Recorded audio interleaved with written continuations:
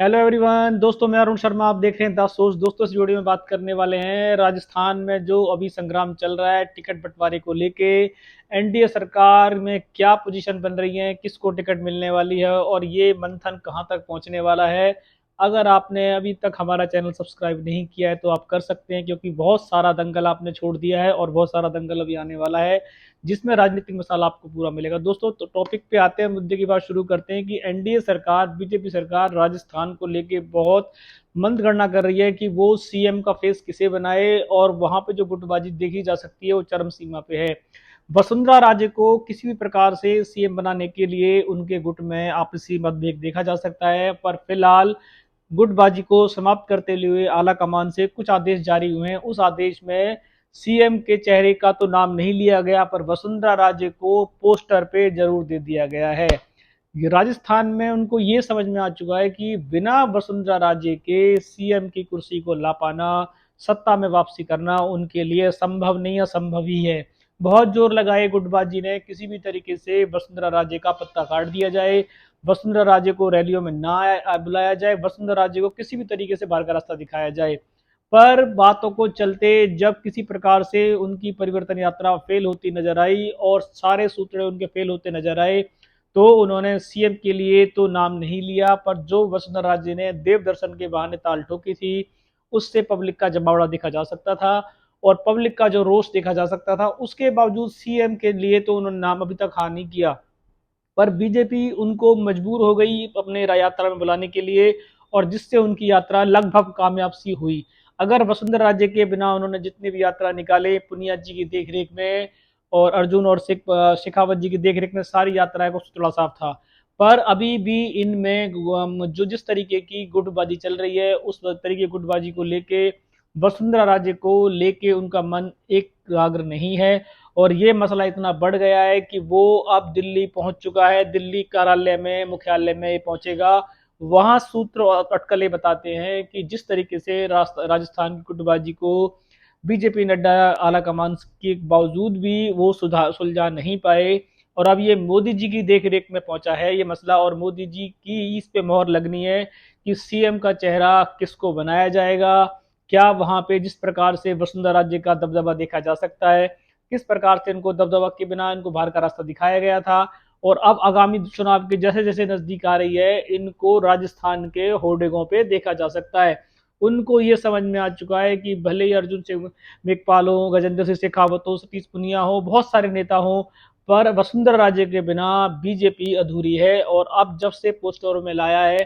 तब से चर्चाएं और सूत्रों की अटकलें तेज हैं कि वसुंधरा राजे का सिर्फ नाम लेना ही बाकी रह गया है, बाकी तो सीएम की लिस्ट में वो सबसे नंबर 1 चल रही हैं।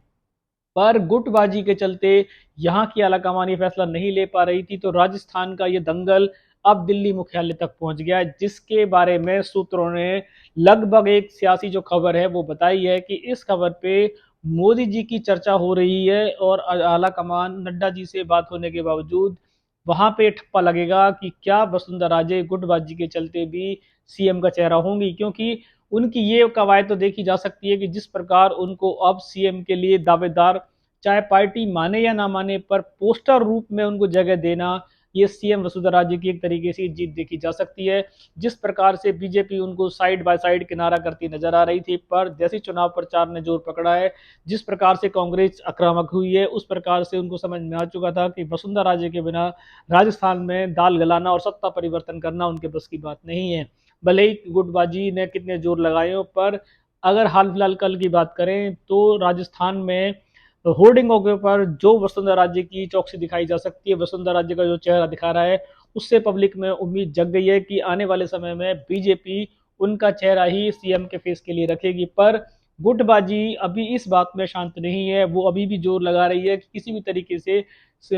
वसुंधरा राजे का पत्ता जो है वो काट दिया जाता, पर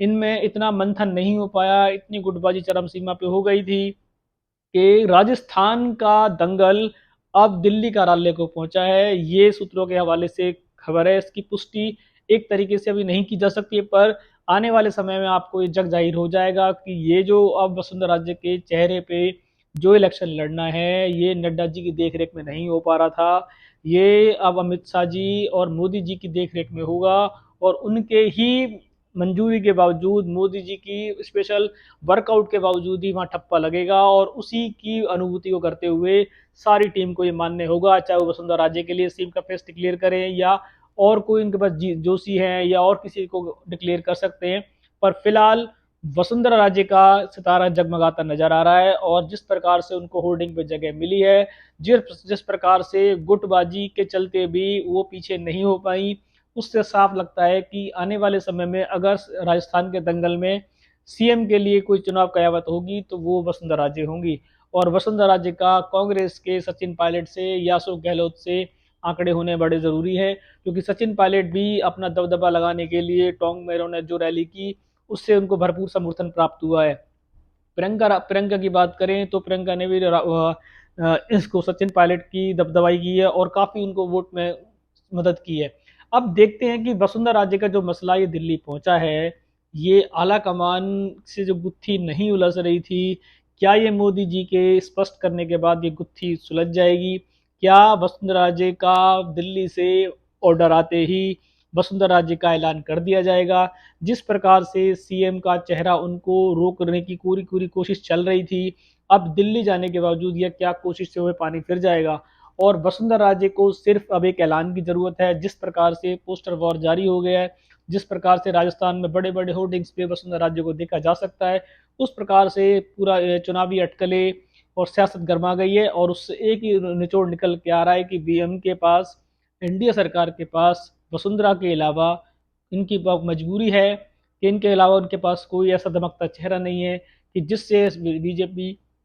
सत्ता परिवर्तन कर पाए। तो बीजेपी ने बहुत जोड़ तोड़ लगाया था कि किसी प्रकार से अपने नेताओं को पूरा मौका दिया था कि वो वसुंधरा राजे के बिना सत्ता परिवर्तन करके दिखाएं, पर शायद वो ऐसा करने में नाकामयाब रहे और इसके बावजूद भी वसुंधरा राजे को उनको लेना मजबूरी बन गया और अब मजबूरी के चलते ही शायद उनके पास कुछ आंकड़े नहीं बचे हैं, समय बहुत कम है। इसके रहते ही वो अब आला कमान के दिल्ली पहुंचने के बावजूद खाली सीएम का ऐलान होना बाकी है। तो देखते हैं कि राजस्थान की जनता अपनी प्रिय नेता को जिसके लिए वो इंतजार कर रही हैं, क्या वो उनका ऐलान हो जाएगा? और जिस प्रकार से वसुंधरा राजे ने अपनी ताल ठोकी थी, वो बीजेपी को दबदबाने में कामयाब रही और बीजेपी में उनका जो कद है,